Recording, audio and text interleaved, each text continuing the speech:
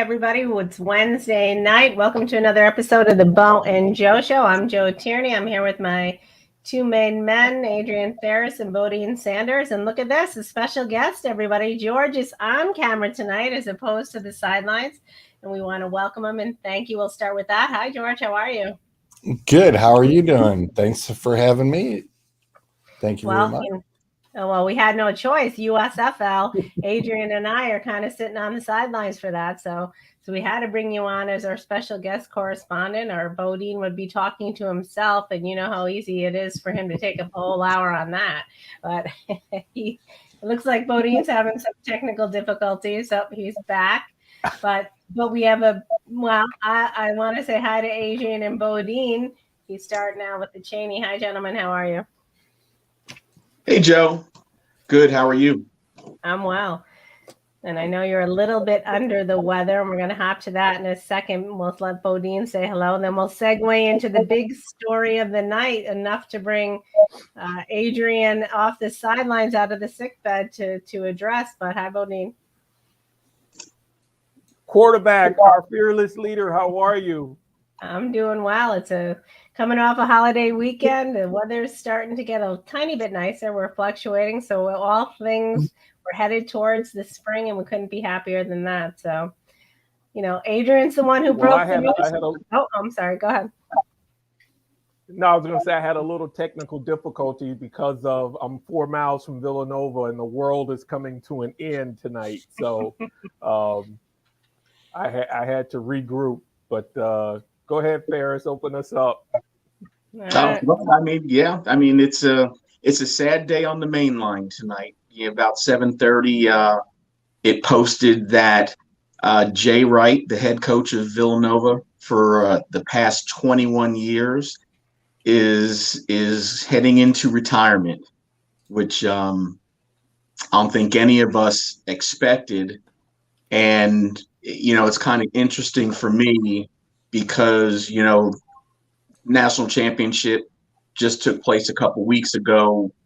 We all know that I was down there, and for me, I thought great weekend, and I got to see Mike Krzyzewski, the college basketball icon, coach his last game live, and little did I know that I was actually also watching the last game that Jay Wright would coach at Villanova in that Final Four.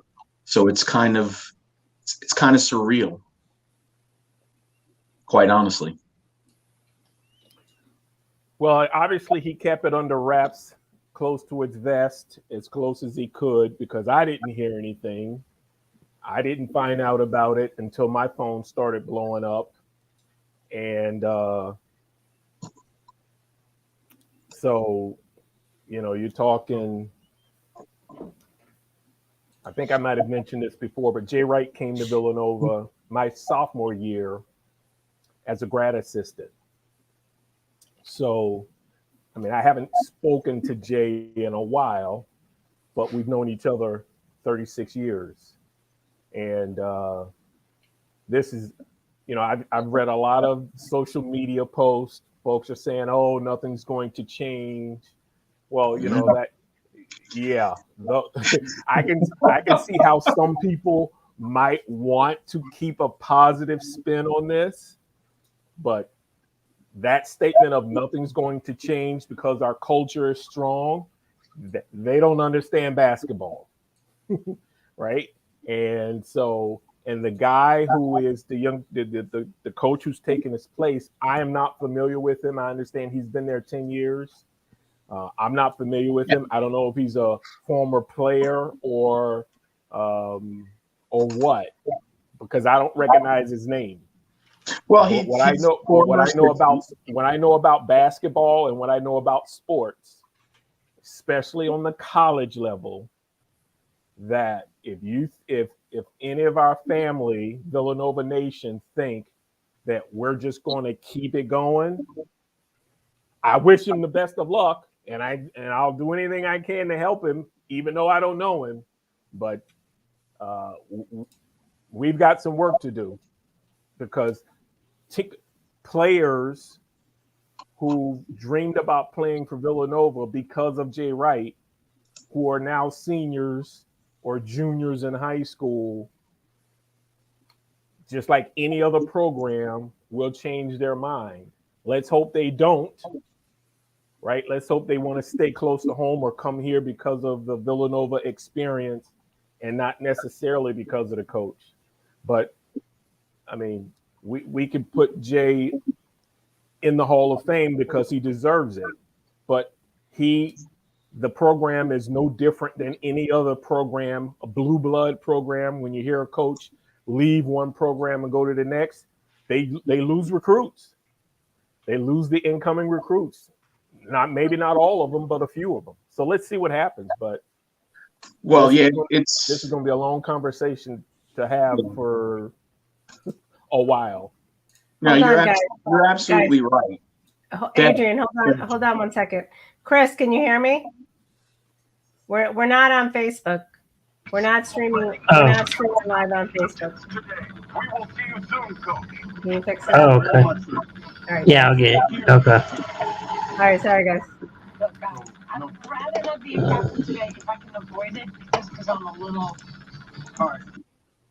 We are on YouTube, but we're not on Facebook. Okay. I'm sorry. Go ahead. Yeah, so you're absolutely right in that. You look at Duke, and what you just mentioned here about recruits coming and making decisions. Bo, Duke did it right, obviously, with Krzyzewski letting everybody know that he was retiring. Not only letting everybody know, but having the knowledge of the new coach, who he's going to be. Obviously, with Krzyzewski still there, being able to talk to these recruits and convince them to continue to come to Duke, even though he won't be there. That's a big plus and a selling tool that Villanova at this point is not going to have. And as far as things not changing, we'd be crazy to think that things wouldn't change, because the culture and everything that was created at Villanova over the last 21 years has everything to do with Jay Wright. Assistants come and go, and I think, we've had quite a few assistants that have stayed for, multiple years. So it's not a revolving door, so to speak. But, the fact that he created that culture, he built the culture, and it's something that took time to build. I don't know if you saw the did I send you the Sports Illustrated article when I was in New Orleans? They had an article about Jay Wright and about the guards and how he got the program where it is, and how he got the guards to be the type of guards they wanted them to be, to play in the manner that they want them to play, to become leaders. Did I send that to you, Bo? Oh, dude, it's Groundhog's Day. I do not remember. I'm sorry. I'm going to send that to you because I'm sure I still have it in my text. But that article speaks to, everything that Jay did over such a long period of time to get the program to where it is today. So to think that him leaving is not going to change it is just, that's just and I agree with you. Obviously, it's positive thinking, et cetera, but things are going to change. Well, he had a lot of former players help him. I'm sure he has thanked, because I didn't watch the Hall of Fame speech, but I'm sure he thanked a lot of the former players, and not former players that he was the head coach of, but former players who were on the team when Coach Mass was the head coach, like Doug West, like Ed Pinckney, who Easy Ed, who worked for Jay Wright, who played under Coach Mass.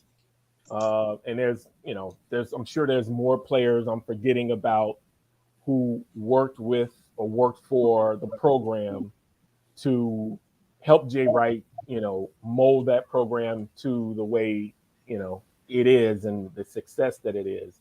I got a great story. And if I told this story before, let me know and I'll cut it short. One day I get a phone call from Easy Ed, and he wants to go play golf. And I said, "Oh, come on, man, you're killing me." So he picks me up. He goes, "I got to make a stop." And we stopped by Peasy's Pizza. You remember Peasy Pizza? Mm-hmm. Paris? Yeah. Right there in Bryn Mawr, Rosemont. We pick up a cheesesteak. We head to campus. And this is when they first opened the new hospital. Because remember, when we were in school, there was no hospital on campus. It was a infirmary. Yeah. So they just completed the new hospital on campus. It's open. And we drive up. We park in the parking lot. I'm like, "What is this building?" He goes, "It's the hospital." I'm like, "What?" So we go into the hospital. And we get off the one floor and we go into the room, and there's a new recruit in the hospital, leg up, just had MCL surgery or ACL surgery. And I had no idea who this player was. And so he picked up the cheesesteak for the player. And as we're walking out and get back in the car and we're headed to go play golf, I said, "Easy, who is that?" And he goes, "You don't know who that is?" And I'm like, "No." He goes, "That's Kyle Lowry from Philadelphia." And I said, "Oh, okay. Is he a good ball player?" And he looked at me like I had 5 heads. Forget 2 heads.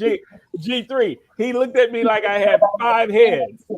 And he looked at me and I'm like, "Ed, I mean, I'm not a basketball, guru." I'm like, "I'm just asking the question." He goes, "Wait until he gets on the court." And so months later, this is in the second semester, home game in the pavilion. I'm at the game, and we're getting our butts toe up by, and I forget the team, but it was, it was a Big East team. And that was with Roy. Remember the 4-guard rotation? Yeah. Randy Foy, Alan Ray. Yep. Mike Nardi. Yep. And Kyle Lowry. Yep. And we're getting our butts toe up. Halftime comes. Go to halftime. The crowd is not happy. The team comes back.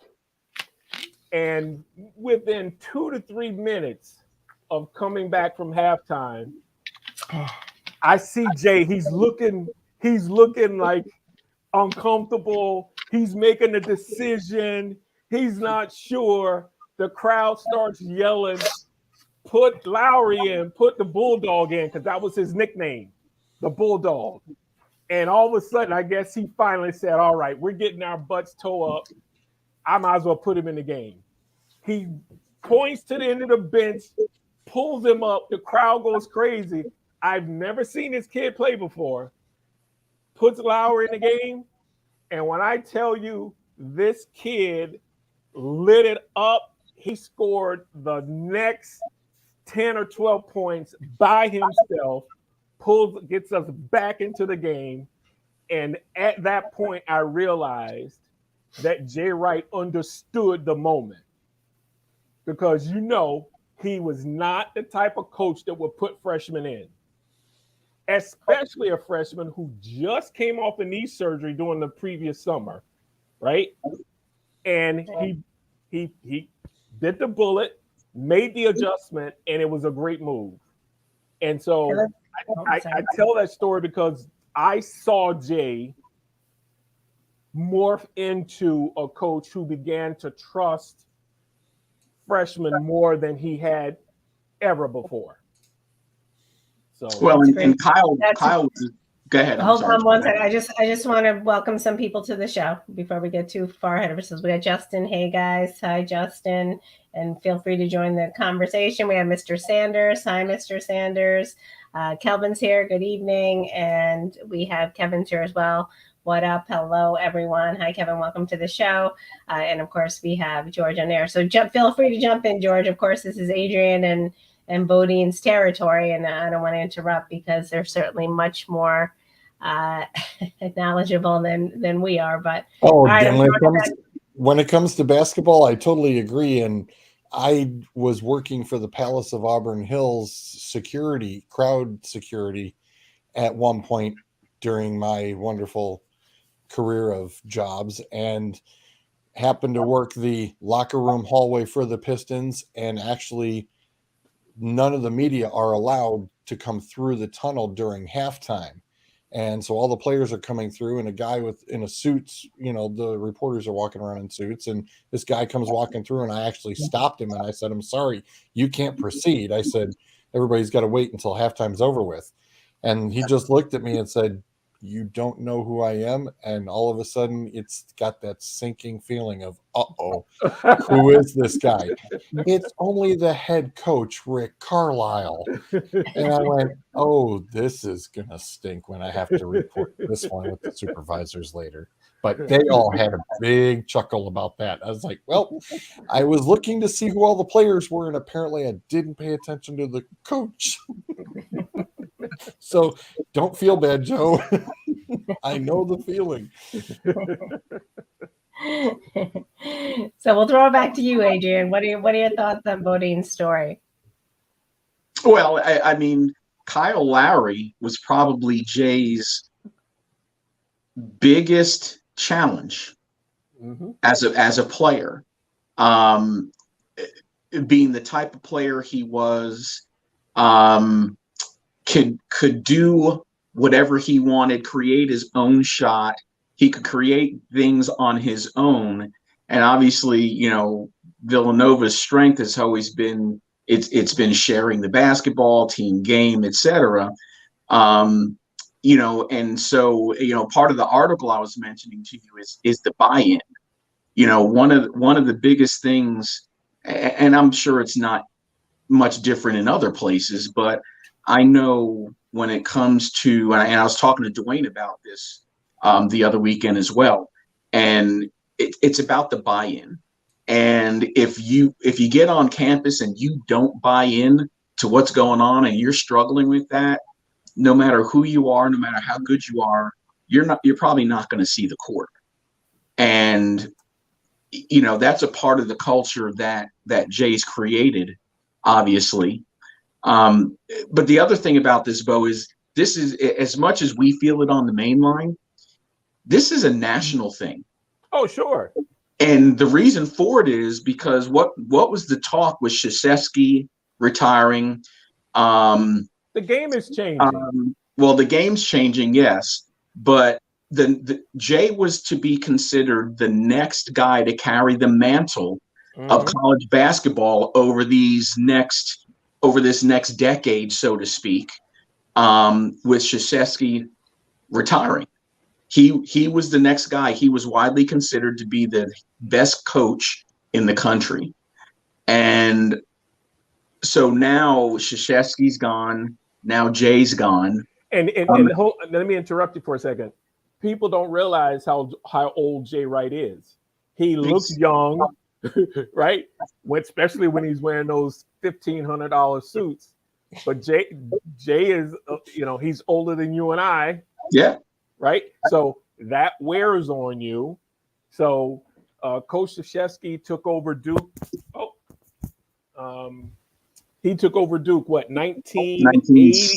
No, 70, like 79. 79, 80. Right. Yeah. So, I mean, that's, you know what I mean? That's a long time. So Jay's been coaching. People forget. He followed Coach Mass to UNLV.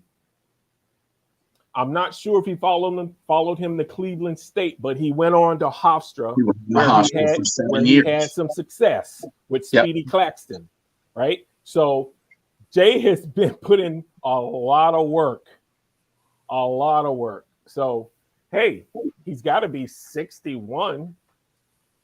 Yeah, he is. He's 66. Now, that's young compared to other coaches who've been out there, coaching to their 70, 75. But he hasn't had a break. He hasn't had an injury break like Coach K had a break with his back, and he didn't coach for what, at least a season? Yeah. So maybe he needs a break. Who knows? Well, I just looked it up. He's 60. There you go. And we have Andy's joining in. Hi, Andy. He's a Kyle Neptune, next coach from Fordham. Yeah. So Kyle was he was an assistant for 10 years under Jay. He just went to Fordham. Actually, he just got the job, if I remember correctly, beginning of last year. Immediately had them winning the most, have the most conference wins than they've had in quite a long time. He didn't play for Nova, did he? No, he didn't play for Nova, but I didn't recognize he was on the the name. bench for. He was on the bench for both national championships. So he's been an assistant since 2010, 2011. So multiple Final Fours, national championships. So we'll see where it goes. And you're right. It changes the game in the coaching perspective, right? Because you're losing a high-powered coach, a recognizable coach, Coach K and J in the same year, right? That's like two NFL coaches retiring in the same year. There's so few of them, it becomes big news. So, and in this area, I mean, come on, this is going to dominate the local news in the Philadelphia, the tri-state area throughout the summer. Yeah.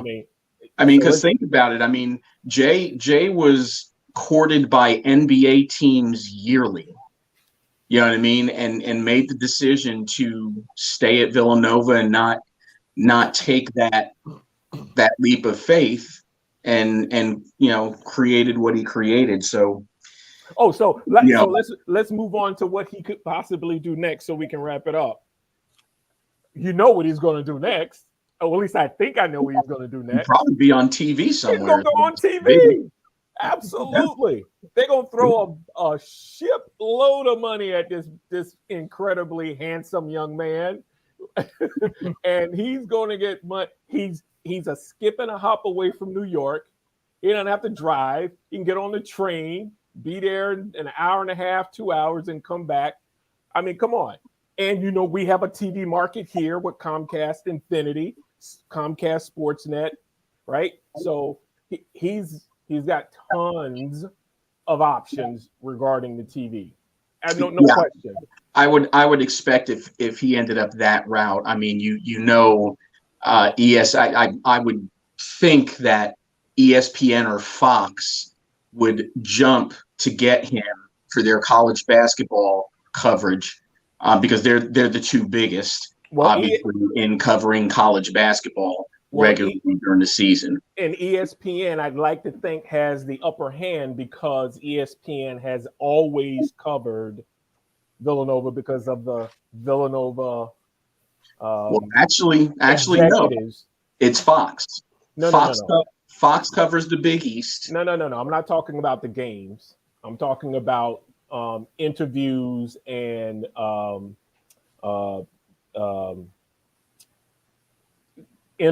magazine shows. ESPN has always had the upper hand because of our Villanova connections, like Rosa Gotti and so forth. So I'm just telling you, before there's a relationship with ESPN that Villanova has that Fox does not have. Not talking about playing the games. I'm talking about just interviewing the coaches and all that kind of stuff. So, well, I get that, but I think, and I understand what you're saying, but I think if he goes in, it's going to be in a pregame post-game show type atmosphere. Steve Lavin just got the San Diego State head coaching job, so he's leaving the Fox pregame show. I would think that he may go something like that, but we'll see. We'll see. Fox will probably throw more money at him. Yeah, and they cover the Big East solely. That's true, but don't forget about game day. Game day on ESPN is the big program, right? So in other words, he's got some decisions to make. He right? probably will have some, no doubt. He's got some decisions to make, right? So let him enjoy his summer, get it out of his system, because come the fall, the phone will be ringing off the hook. Yep. Well, this leaves us down to just one really well-known tenured coach, and that's Gino. He's the only real long-term tenured left. 37 years. Well, Bill Self. You got Bill Self in Kansas City. You got Kansas that just won the title. So Bill Self and Gino. Yeah. They're the last two old dogs going. Yeah. I mean, you've got a couple. You've got Self, you've got Izzo, you've got Calipari. I mean, so there are a lot of them there. Those other guys just did not have the same with Jay winning the way he has over the last couple of years. Jay has just kind of surpassed them as far as how he's viewed on that coaching pyramid, so to speak. But yeah, I mean, Gino, in the women's game, and he's almost 70 himself. Yeah. And I forgot about Izzo at Michigan State. Izzo is up there. Calipari is up there. And the reason I didn't think of Calipari is because he's always in trouble, allegedly. So, but no, there's some good coaches out there. Hey, again, it gives other coaches, when one step aside, it gives other coaches an opportunity to step into the limelight and step up and create their own brand. So it'll be interesting. All right. Well, so I'm going to let Justin wrap this segment up and see with his poignant words. We will see. All right. So, Adrian, let's touch on baseball quickly in case you got to duck out. What's the big story of the day is Jose Canseco, right? What do you want to report on that? The big story of the day right now would be Miggy Cabrera, Detroit Tigers. He just and I know he had another at bat coming up this evening, and I shouldn't have turned it off, but he got career hit 2,999 tonight. They're playing the Yankees, and I know he has the opportunity to get hit number 3,000 and join that 3,000 hit club either tonight or potentially tomorrow. Miggy Cabrera, for people that watch baseball a lot, a lot of people could consider him one of the best right-handed hitters ever to play the game. He's just that kind of guy. And so it'll be a special day when he gets hit number 3,000. That's exciting. Well, I want to at least hear his opinion before he goes on. I saw the highlight of the pitch clock in the minor leagues. It took 20 minutes off the game. What do you think about that pitch clock and the penalties that they can ensue if they go beyond that time? I have no problem with the pitch clock. As long as there's enough time that you're not rushing the pitchers, and I don't know all of the particulars of what goes with the pitch clock, meaning what you can or can't do. A lot of people, they talk about limiting the number of times you can, try to pick a runner off at either first or second base, those types of things. I'm fine with the pitch clock as long as it doesn't take away from the rest of the game and the strategy of the game, and it doesn't get to a place where you're starting to limit someone's ability to manage the game, so to speak, on the mound as well. If I heard it correctly, if the batter causes the time to lapse, the ump can call an out, and then if the pitcher causes the time to lapse, the ump can call a ball or something similar to one of those two situations. Yeah, and that's kind of where it gets tough to me, because obviously a pitch clock, I understand the reason for the pitch clock, but you don't want to take away the rhythm of any of the players on the field, especially a hitter. For me, in my book, pitchers already have an advantage in a lot of ways. So if you're doing this in a manner where you're taking the hitter's ability to step out, gather themselves, make adjustments, things like that they need to do within the game and within an individual at bat, then that's not a good thing for me. Hold on. Here's what I can think of. What's his name from the Yankees who now owns the Florida Marlins? Jeter. Remember Derek Jeter? He stepped out of the box. Well, that wasn't him. No, that was Nomar Garciaparra. No, but Jeter would do it too, didn't he? No, that was Nomar. That was Nomar that did that. A couple guys still do it today, though. Yeah, do they? They will. And I'm not talking about that as far as taking away the rhythm. Some of that is excessive. It becomes habit. You know what I mean? And they step out and they take time away from the game for something like that. Right. But I'm talking about the hitter's ability to be in the middle of an at-bat, maybe being dominated in an at-bat, and needing to step out and gather themselves, make an adjustment, things like that are important and part of the game. All that other stuff that you're talking about, Bo, that stuff could be cut out. Very easily. It's just as long as they're not keeping the hitter from being able to make adjustments and get them out of their rhythm within reason. I'm not a fan of it. I'm sorry. Baseball was the only sport that did not have a quote unquote time limit and wasn't constricted by time. Now the younger generations are bored because the games take too long for them and they have a problem with it. And they're like, hey, why don't we do this? Put a time limit, handcuff them. I'm not a big fan of it. I'm a naturalist a little bit when it comes to this for the game. Just leave the game alone. So in other words, I don't disagree with you, George. So in other words, leave it up to the coaches to coach these guys to speed up play within the game versus forcing them to speed up the game. And let the umpires call strikes and balls the way they call strikes and balls. We don't need robo umpires either. Well, it reminds me of the Academy Award clock. You start the music, they start playing the music before people are ready. And there's always one actor or actress goes, I don't care about that clock. I'm gonna do what I want to do. Right? There's always one, right, Joe? There's always one TO. There's always one OBJ or Aaron Rodgers. They gotta do what they want to do. I hear you. Yeah, so let it go. I agree with George. Let the game go. Yeah, I'm fine with it the way it is. I mean, for me, I don't need to change it.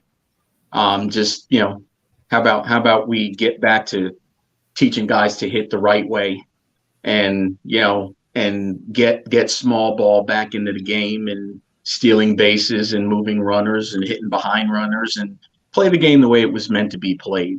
I think that's more important than a pitch clock or a strike zone. I agree.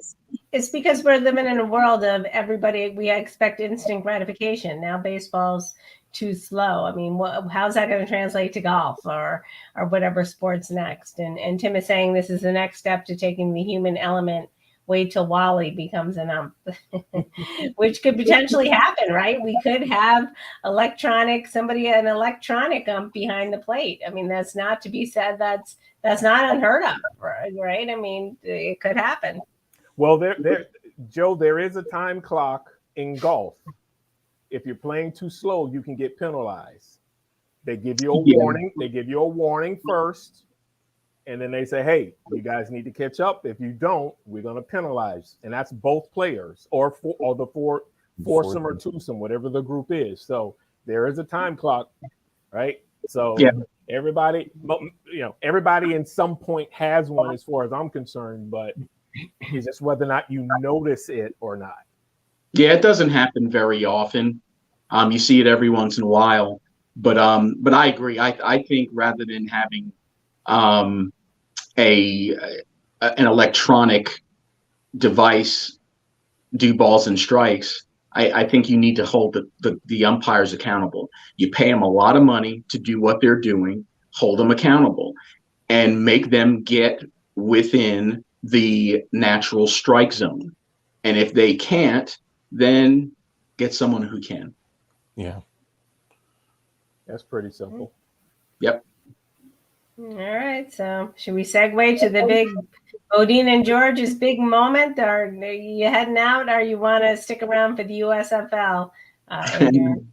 I appreciate you letting me come on when I wasn't going to. So I'm going to let you guys have your day, your USFL evening, and I'll just watch. I'll watch from the sidelines. That's all right. That's all right, because you said you weren't going to watch it, and it turned out to be good football. So, All right. Well, I may have to check it out this weekend. 3 million Saturday night. That beats baseball. That beats some NBA games. That was pretty big. Mm-hmm. Pretty big. And they were up against the Golden State Warriors game too. That is was true. Huge. That is true. That was huge. Yep. What do you know what the number for the Golden State game was? 4.2. And what was the number for the USFL game? 3.1. All right, so the NBA still beat it, but that's very That's a lot very of close. viewership that didn't Yeah, it is. didn't go. And it Yep. can For a only, and for a it can, debut. yeah, and it can only grow and go up. So, well, now see that's where it's going to be the test. The test is going to be as the weeks go by, seeing that if the numbers remain at that level. Because remember, that was a national game. So I think didn't they have 4 games on multiple channels on Sunday as well? Yes, but what happened was they had 3 games on Saturday, and The one on Saturday, 3 on They Sunday. had 1 on Saturday, 3 one on on Saturday, Sunday. 3 on Sunday, and one of those games got postponed because of the weather, so it ended up being a Monday night game. So the total, if I remember correctly, correct me, G, is the total Saturday, Sunday, Monday total was like 6 or 7 million, Mhm. right? Okay. Correct. So So that and- means the Sunday numbers were spread out and quite a bit less than that Saturday night national one. that is true. Which you'd expect, right? And Because it was I didn't know a this. holiday. I don't know if you knew this, but I didn't know it. The league is not owned by 8 individual owners. Nope. It's owned by Fox. Fox.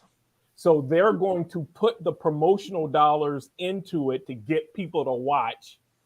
They don't need this to fail, right? They structured the salaries accordingly, so they're not overpaying anyone. Everybody has an incentive for this thing to work, even the coaches. So, boom, they want this to work. So Let me this ask is going to you- work. Let me ask you this: Did you? Because wasn't the national game on both Fox and NBC? That is Yeah. correct. Did they have 2 different sets of commentators, or was it the same commentators just shown on Same both? commentators, and I didn't think about looking at this, but they could have been the same commercials, which means they was working off of one feed instead of 2 different feeds. Correct. So it's So- in other So what was words, what was the purpose of that? it's not about how many people walk through the gate in the ticket sales. It's about advertising on TV. This is a TV content oriented program. Their money is going to be generated by viewership. That's why they're structured correctly. They set themselves up not to fail dollar wise, because there's no one owner saying, I want this amount of money, boo, boo, boo, boo. I'm only going to spend this amount for my team. That's why pretty much all the teams, except really, George, you tell me, there's only one team I thought looked horrible. And I don't even think they look horrible. They yeah, just I was going to say, yeah, we'll get into that. Right. Yeah, but right. pretty much all the other teams look like they're ready to ball and they're Right. ready to play. And Fox and NBC are doing a shared revenue thing, because some of these games will also be on NBC only. So they've got multitudes, because NBC and USA are partnership. So that's the other station that's also carrying the game. So it's all about the NBC and TV Fox. revenue. It's got nothing to do. Yep. They can have nobody in the stands. It doesn't matter. It's all about the TV revenue. Well, let me ask you this. Who are the players? Are they people coming out of college? Where are they recruiting them? Are they ex-NFL players? Who are they? Former NFL players. Matter of fact, George, did you watch all the games? Yes, I did. Did you watch the Houston game with Reggie Northup, number 5, with the scoop and score? Yes, I did. His father, Reggie Northup Sr., is my high school teammate and is mentioned in my book. When I got to Cheney, I had a high school teammate at Cheney. That's Reggie Northup's son. I was lots of shocked to see players. Scooby. I saw Scooby and I was like, whoa, I haven't seen him in a while. Lots of players who had an opportunity, who actually played in the NFL, missed, 1 or 2 seasons, player development, practice squad, they call it. Some guys were actual backup quarterbacks, backup, players. So they've got a lot of talent on both sides of the ball. Some guys missed the opportunity and weren't really mentally ready, right? Some guys admitted they showed up at camp and they didn't ask all the right questions. They were like deer in the headlights. But now they're ready, because this is basically going to be a feeder league. Yep. Right? It's going to be a feeder league, because there's a lot of guys playing in the NFL who get the opportunity on special teams or who are backups, who don't do the job, and then the starter gets hurt. So now teams can say, hey, we had that guy on our draft board. He wasn't ready, but now he is. Come to camp and earn you a spot on the team. It's just like baseball, right? Yeah, just like PJ, he was with the XFL, and PJ went right from the XFL, and the Carolina Panthers picked him up, and right now he's sitting right in the backup spot. Right? So like baseball, you have the feeder leagues, AAA, single A, double A, whatever. Some guys develop slowly, and some guys develop. Not everybody can be LeBron James and come out of high school and go right to the pros, right? Some guys need development. So this is going to be a feeder league, right? Because in the college rules for football, we've gone over this. You can't leave college and go pro for football until you are a certain age or you've played 3 years, because it's a man's game. You can get seriously hurt if you go from college to the pros. So some guys who miss that opportunity, maybe they flunk out, maybe they don't, they fall upon a hardship of some sort. They can go to the USFL, develop, and then go try out for a pro team because they're ready. So I think it's going to be around a long time. And next year, the XFL joins right on in, and there will be football galore coming into the spring. There'll be 2 full leagues, and the NFL actually is partnering up with them. And like Bo said, you couldn't ask for a better scouting system than to be looking at some of these guys who are already football ready and can slide right on in training camp come July. And you don't have to overpay them, but you got to pay them enough where they can live. They can pay them enough based on getting injured and all that kind of stuff. So, it's the formula is perfect, but who is also it's going to help? Women's football. Absolutely. Because it's going to create more buzz and more atmosphere and more interest in women's football. I'm telling you, we are a football crazy nation. People just don't think so. Football is going to dominate, and I am happy to say it. Look at Adrian. Adrian's just like, No, I mean, I don't disagree with some of that, but you always have to guard against watering down and having too much, because if the product is not at the level that you want it to be, people are going to stop watching it. Yep. So I agree with that. I don't disagree. I don't agree with disagree. It's just going to be a matter of what the level of competition is and what the quality of football is being paid. Did you Like, see any? Did you see any highlights of the games over the weekend? Like No. on ESPN? Well, George, go ahead, because I'm telling you, we saw some good football. Bo and I, we were messaging back and forth during that Saturday night game, and we agreed on one thing. There will not be a kicker being pulled out of this league because the kickers were just horrific. There's one guy from, I forget which team, was it Houston or He was the only one who was 1 for 1. He was perfect. and he's there's one punter, I forget the punter's name, and he lit it up. So you're going to find about 15 guys out of the 8 teams who the NFL is going to say, I want him in our camp. That's not bad, right? That's not bad. Well, 15 well, guys. and that's what you're playing for, though, Bo. You know, these guys are playing to get on the special teams. That, you know, they're playing to get in. You know what I mean? And you know about the NFL. You know, if you can be a special teams guy, then you can get in, and at that point, you've got a shot. You know what I mean? And so I agree with that, but there's some quarterbacks who aren't looking to get invited to be special teams. There's Well, a no, couple of course the quarterbacks quarterbacks who aren't. can sling it. George, who are the quarterbacks that you noticed? I was gonna say I got everybody down here. I got my notes. I got everybody down here. We have to start with Saturday.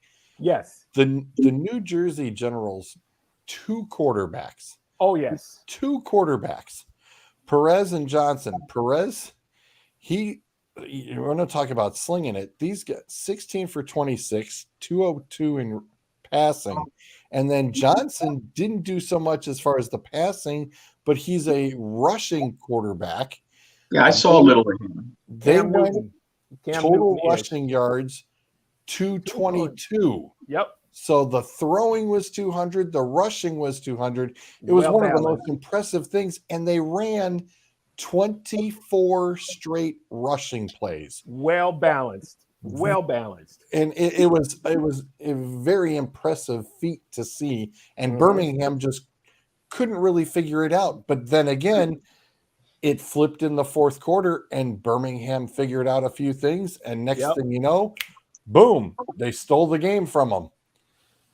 New Jersey literally had almost 38 minutes of the whole game, and Birmingham had 22. Yep. So we have Scott Birmingham- Sanders. Didn't Birmingham win? Birmingham did win. They snuck right on in at the end, and New Jersey went and got the field goal. Birmingham went right on down and scored the touchdown. So I want to welcome Scott quickly. I believe he's a new viewer. I haven't seen Scott here before, so welcome, Scott. He's got a good last name, that's for sure. That's my buddy. That's my buddy. Scott, welcome. And he's saying not Shea Patterson or Paxton Lynn. So, Mr. Sanders, absolutely. That's for sure. No, but I tell you, what was impressive was how the Alabama team kept their composure and just nibbled. See, here's what's with great their about only quarterback left too, because their starting quarterback McGough got injured. Right. So you only get 2 quarterbacks on your team. After that, it's like, okay, well, who's that third emergency guy? There's no third quarterback on the team. Right. And Ferris, you'll appreciate this. If a coach tells you to run a play, you run the play. You're not going to change the play because you could be cut the next day and you're out, right? Everybody's on their P's and Q's.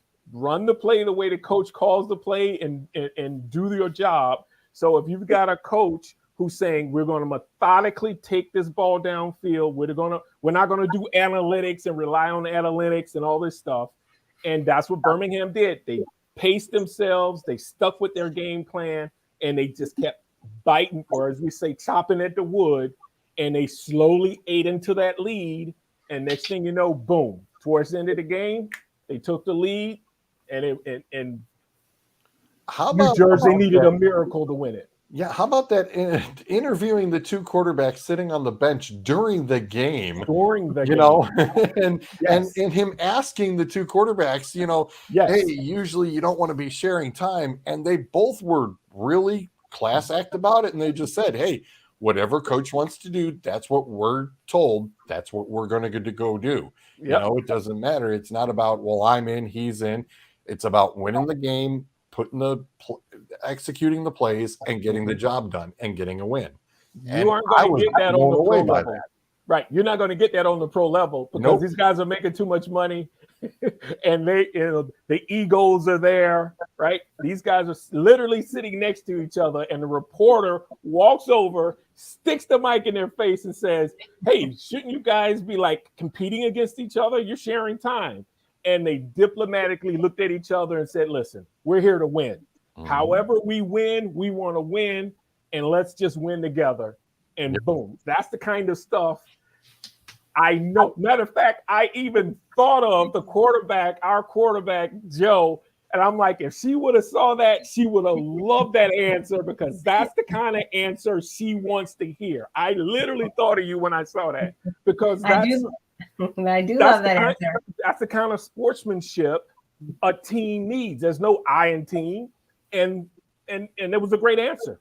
Great answer. Well, you know what I'm thinking about as you're talking? I mean, I didn't see any of the games yet, and I'm hoping to tune in this weekend. But I'm immediately thinking about Colin Kaepernick. I mean, he's trying to prove himself, and he said he's willing to come in at all costs.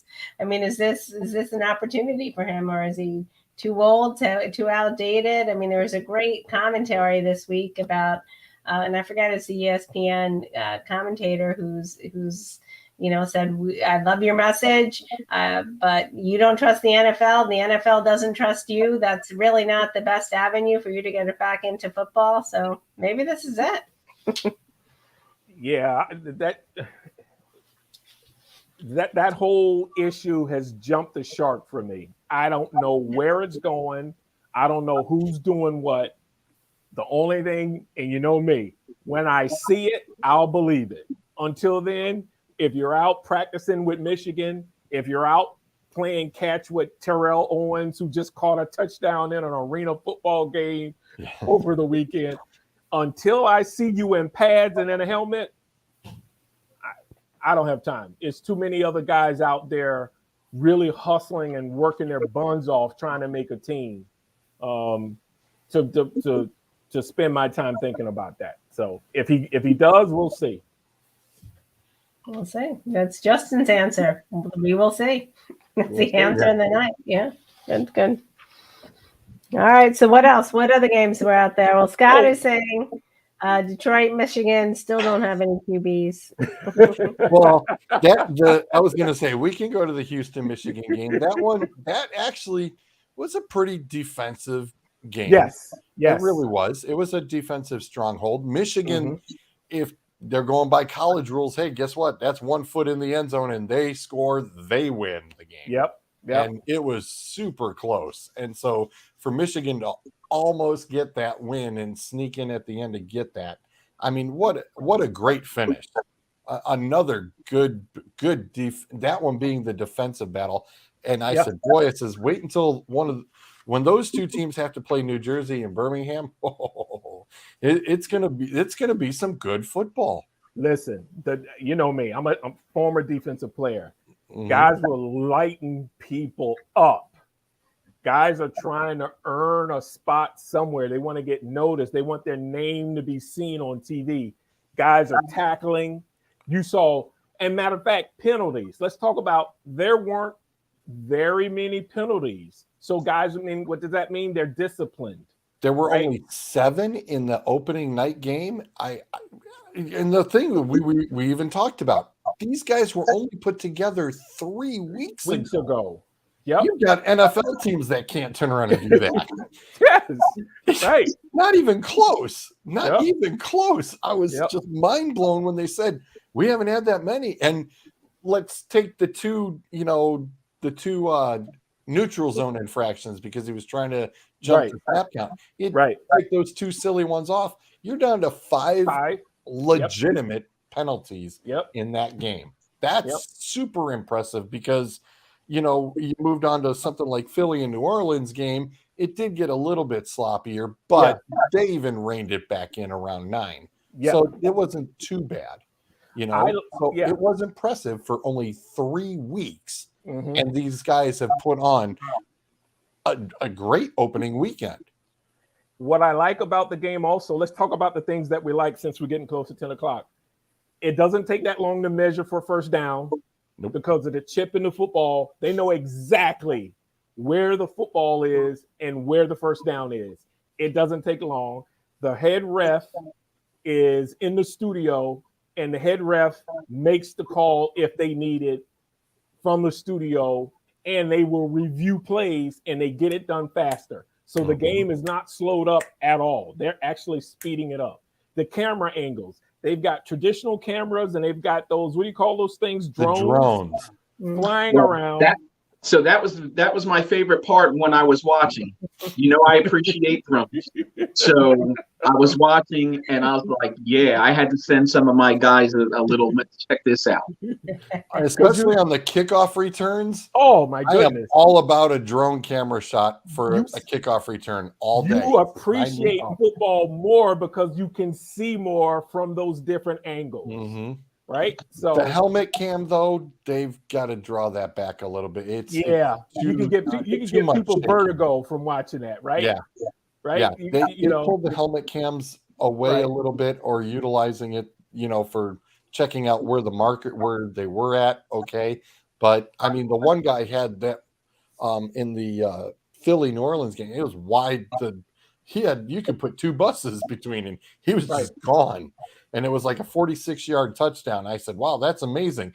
Then they went to the helmet cam shot, and it was just so shaky. You didn't really get a balanced gyro. That's what you need, is a balanced gyro in those helmets, so that you didn't have so much shaking to it. But well, here's what I thought. I thought you're going to scare some moms who's going to see that helmet on helmet collision that normally happens when you're running inside in between the tackles. And a mom's going to see that and go, I don't want my son going through that. So I think I agree with you. Only show the helmet cams when he's open and he's running away from a player or he's shaking a player. But you cannot show that helmet cam when a linebacker's coming at you, right? right, and you just see it for a split second, and then the next thing you see is you're either seeing the ground or you're seeing up. You really don't see anything. Yeah, that could scare a mom, right, Joe? That could scare a mom. You got it. I don't even like hearing about it. Well, and like I said, it was just too shaky, and a few people related it to the Blair Witch Project. Like, yeah, okay, I'll buy that. But I didn't like that movie either.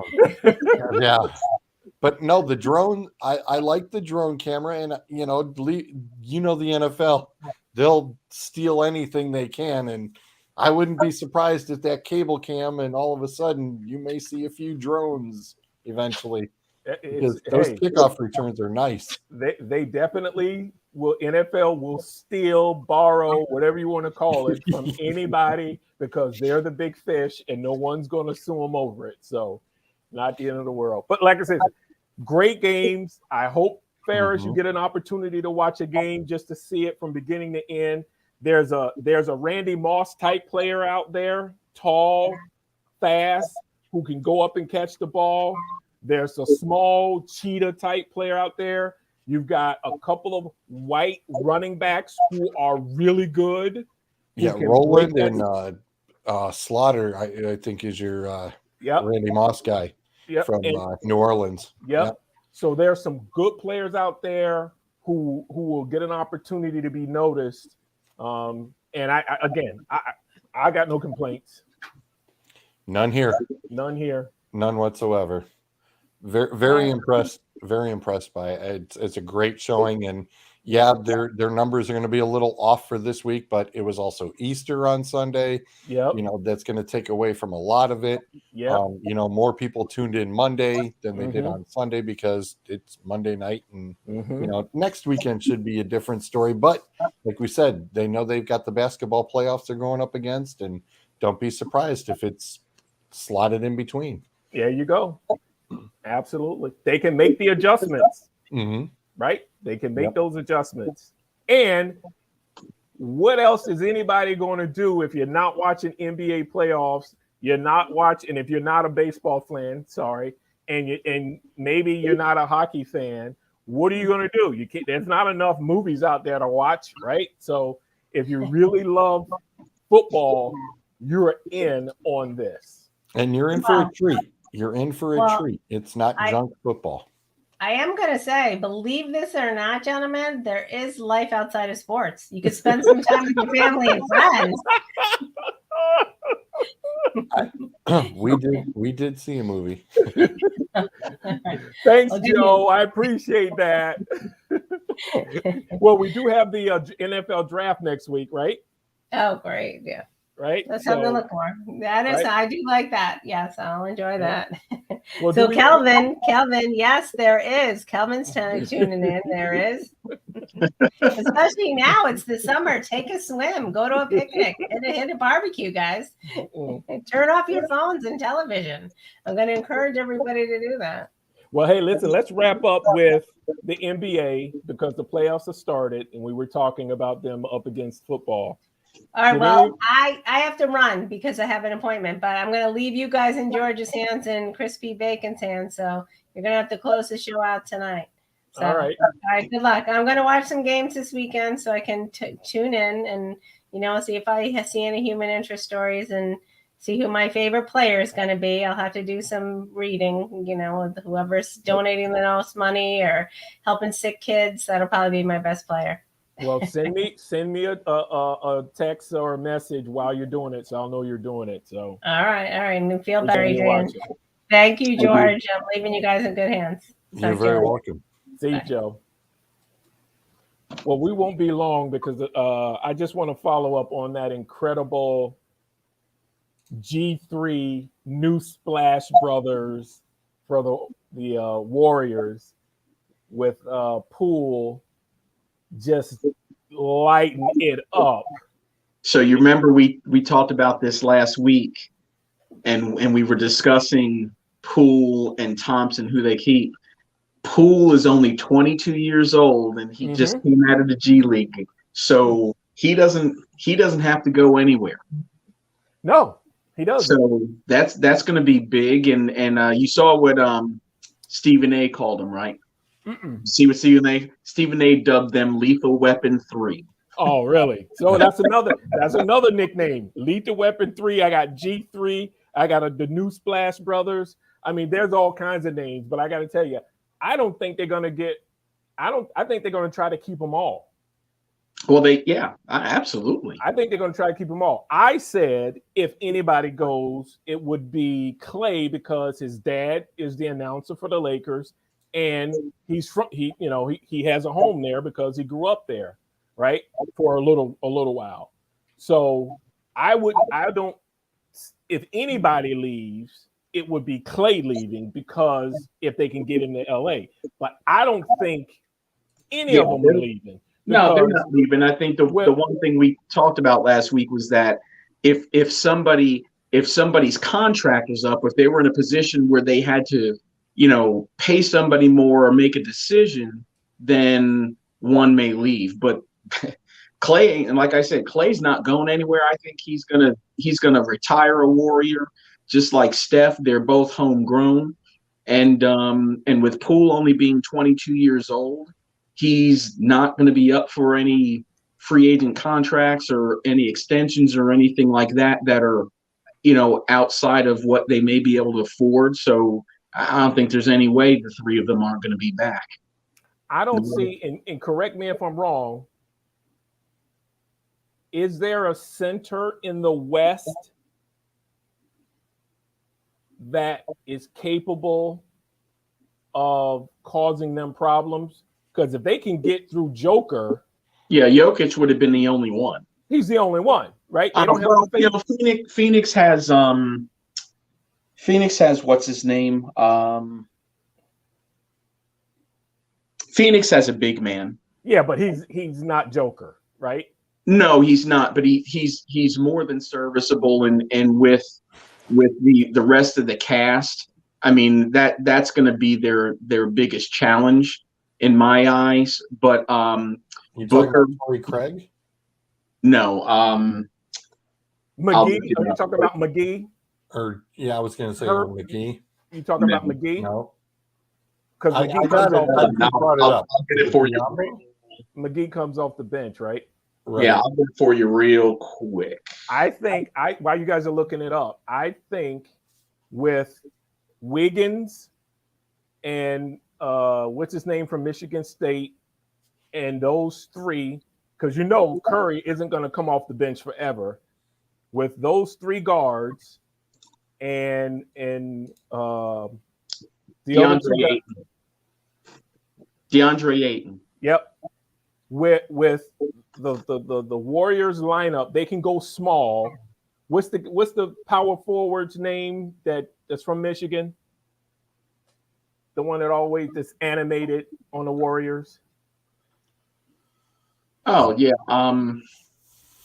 Man, we're getting old. You know we're getting old to where we can't recall names anymore. Right?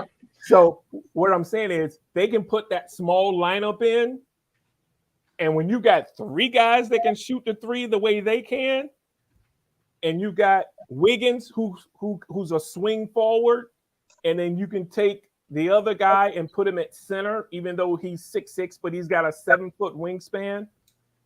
Right? The guy from Michigan State. I'm telling you, if Phoenix, which has a Villanova player on it, so it's not like I'm rooting against them, but if Booker's hurt and he's not 100%, Yeah, he's out indefinitely at the moment. they're going to have a problem beating the Warriors when they face the Warriors. Yeah, I think the good things for the Suns is that they should be able to handle Denver even without Booker. Mm-hmm. Whoever the next matchup is, either Utah or who's Utah playing? Memphis, Right. I believe, right? They should be able to handle them, but I would certainly believe that Booker would be back at least midway through that series, because they say it's a really minor hamstring strain that he has.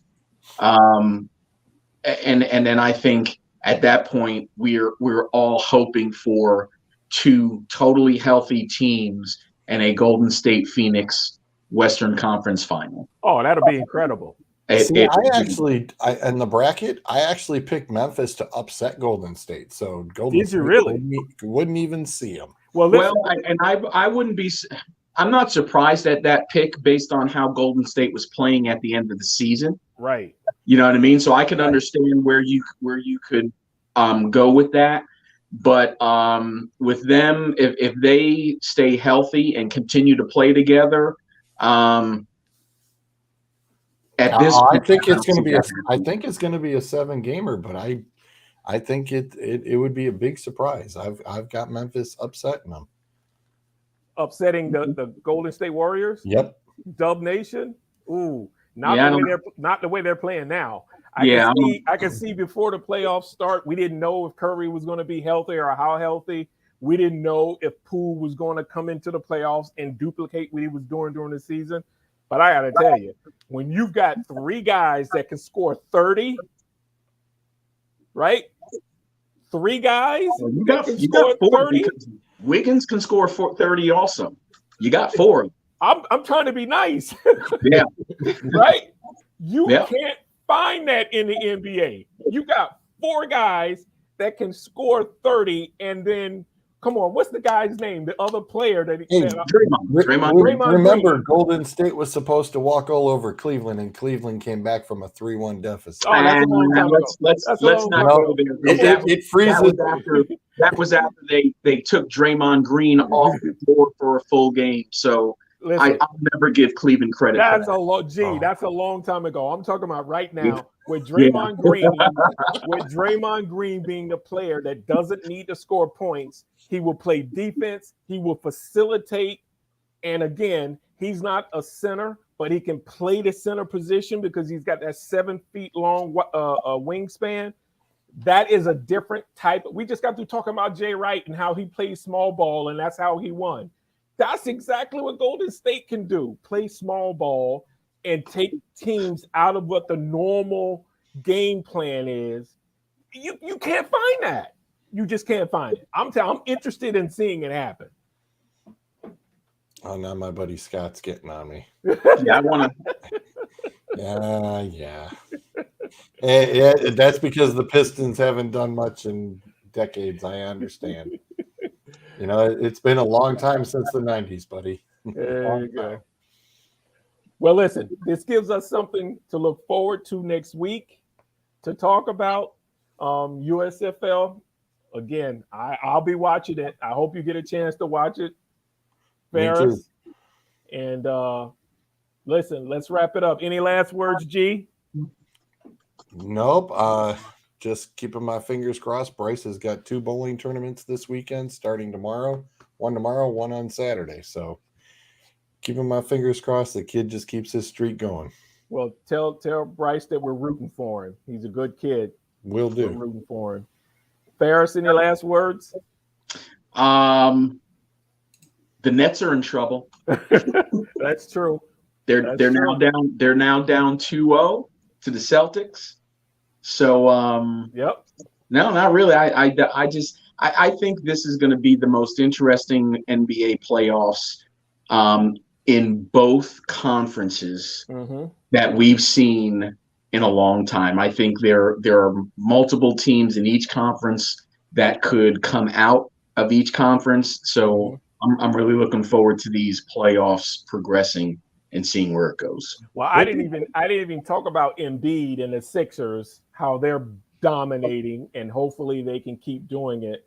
And I heard someone say that they didn't bring James Harden in to beat up Toronto. They brought James Harden into Philly to get past Boston, the Nets, and the Bucks.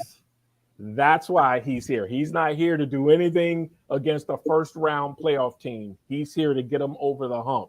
And with Maxey stepping up, listen, you're right. It's going to be some good there's some good basketball going on. So there's not enough time in the day, fellas. What'd you guys think of the play-in games? What did you think about that? I didn't pay attention to any of them personally. I think it's okay. It's just a way to keep teams from benching players at the end of the season. You can't have people buying season tickets or tickets at the last minute because their kids are offered for Easter break or a spring break, and you drive an hour in traffic to go to a game and players aren't playing.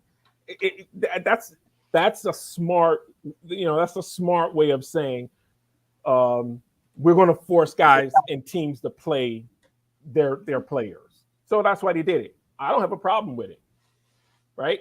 I don't have a problem with it because it gives a team who's really playing hard, who's right on that cut line, a chance to sneak in and make some noise like a Cinderella team, right? They basically stole it from the NCAA. I don't have a problem with it, right? So, yeah, I'm good with it. I didn't watch it, but I don't have a problem with it. All good. All good. All right, fellas. Well, thanks. Ferris, get some rest. Put some drugs in you or some aspirin or whatever you need. Just get some sleep. Get some orange juice in you or apple juice or whatever it is you need to do. Drink some fluids and go to bed. Enjoy sports this weekend, everybody. Thanks for all the folks who tuned in. We appreciate it. Crispy Bacon, wake up, brother. It's time to clock out. And we will catch everybody on the sunny side of town